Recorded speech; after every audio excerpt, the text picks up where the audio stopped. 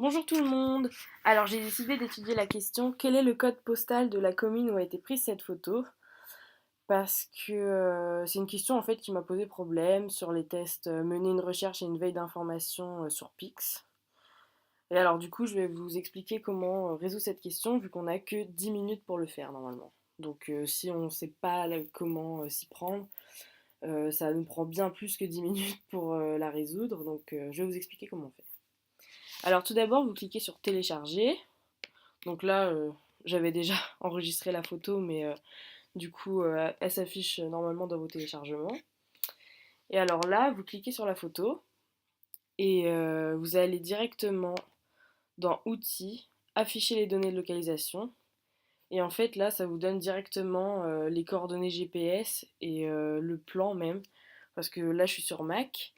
Mais si vous avez un ordinateur normal, vous avez juste à faire clic droit en fait sur la photo et ça va vous donner toutes les informations générales, comme ici. Et il va y avoir la latitude et la longitude de l'endroit en fait où a été prise la photo.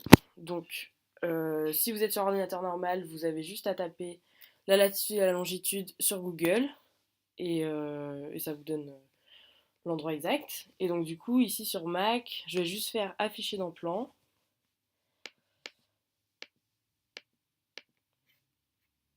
Et alors là, on voit que c'est à Ardelot-Plage.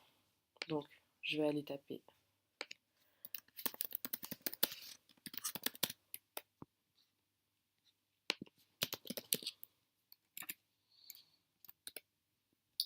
Et alors, la réponse à la question, du coup, c'était 62 152, qui était le code postal. Et du coup, après, vous avez juste à remplir ici, en fait. Donc voilà le code postal.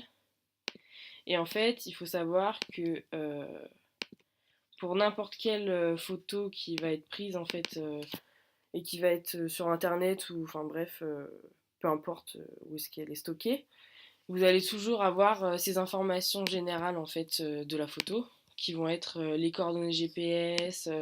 Vous allez même avoir en fait le modèle de l'appareil photo qui a servi à prendre la photo. Et en fait, vous avez toutes ces informations et ça pour n'importe quelle photo en fait. Donc voilà.